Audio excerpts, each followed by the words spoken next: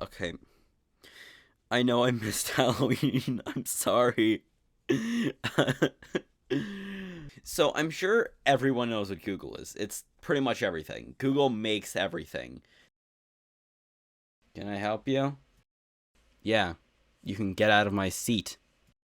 The video you're watching right now is hopefully on YouTube and not pirated, which is owned by Google. Now, why would Google make so many different programs? Nobody asked. Well, it's very simple, you see. They like money. They like having lots of money. And how does Google get its money? Advertising. Google is, at its core, an advertising business disguised as a search engine. The typing interface I used to write the script video, that's not a running gag. The program I used to script this video, risky investments, and a lot of other things. Bottom line is, the more mediocre apps Google makes, the more information it knows about you. So say you're Google, and you just came home to your lovely wife, which is Facebook, and you want as much time spent on you as possible, with as much data going to you, specifically you, as possible.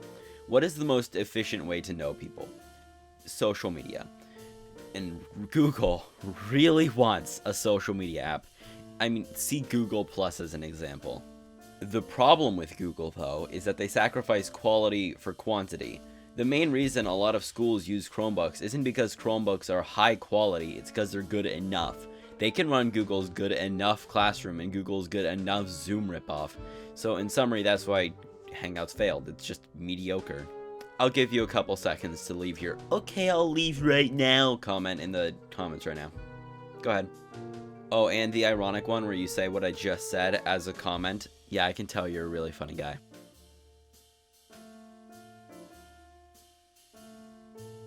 For a social media to take off, it has to have one thing that is more important than anything else. The one thing that'll inevitably determine whether or not that social media app will become the next big thing or die in the sand is simple. To put it simply, it has to be more worthwhile than other services.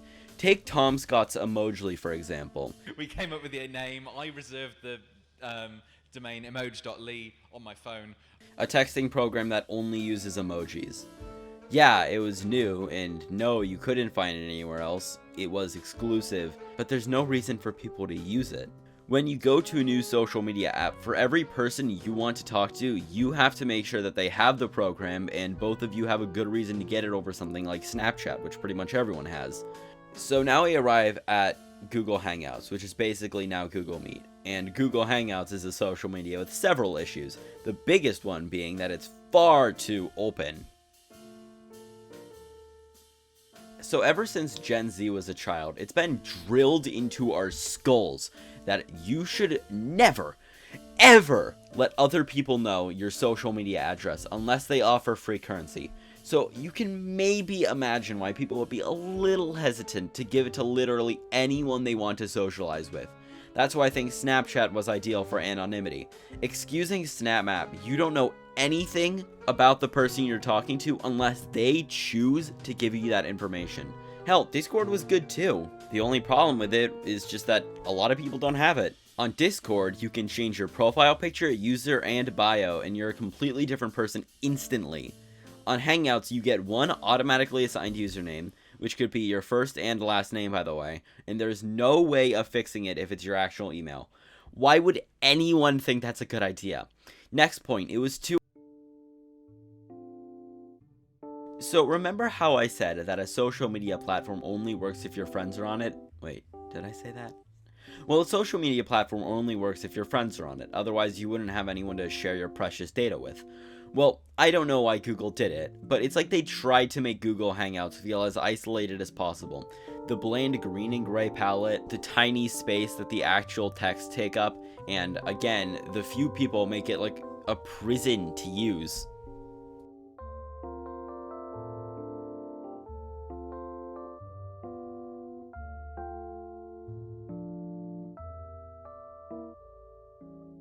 Make the text bigger. Way bigger. If there's multiple tabs open, then split the space.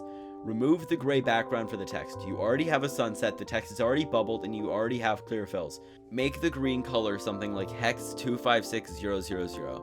Not exactly that, but something like that. Deeper, more saturated colors are more appealing than bright, desaturated greens. If you really want to spice it up, because you're Google, then have a background photo be 2 photos of the same location, one at day and one at night, and then have it change based on the sunset and sunrise time of whoever the user is. So when it's at night for them, then it'll show the night photo, and when it's a day, then it'll show the day photo. Finally, don't mix solid colors with natural colors. It looks stupid. Bada bing, bada boom. Doesn't it look so much better now? Ha ha ha.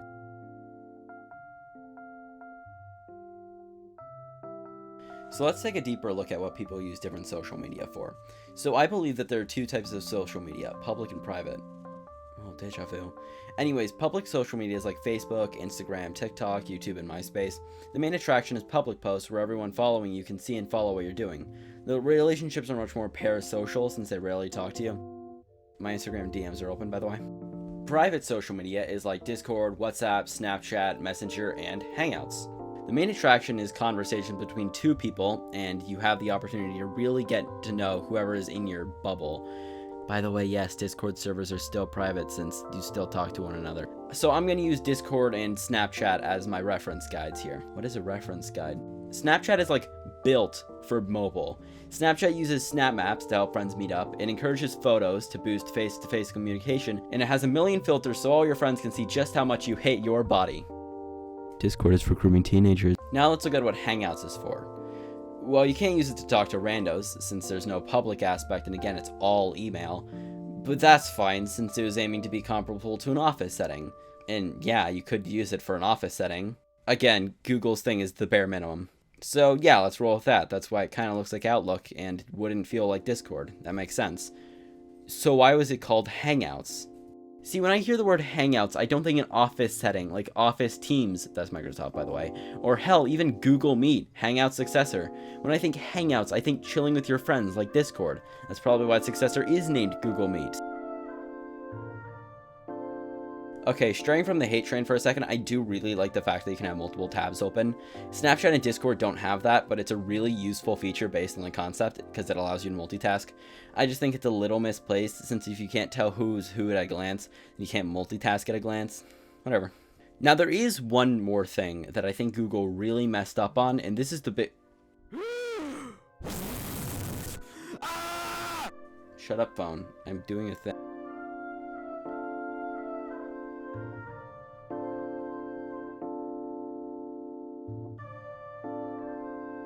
There is literally one thing on Hangouts that I don't see in any other chat room, and that's anyone being able to kick anyone from the chat at any time. Wow, what a great idea. Man, Google, I love the fact that you added a feature where one person can delete everyone in the chat and then leave it, effectively deleting the chat forever. That's a really effective waste of your time.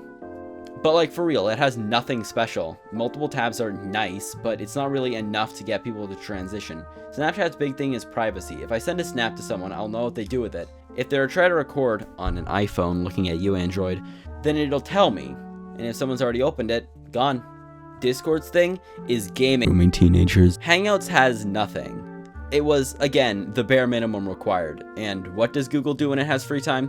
Well, it has several bugs in docs. Google Slides has a slew of missing features, like there's no delays, there's no auto transitions between slides, there's no voiceover and sound effects. But no, I think animating a dinosaur as an Easter egg was far more important. Good job, guys.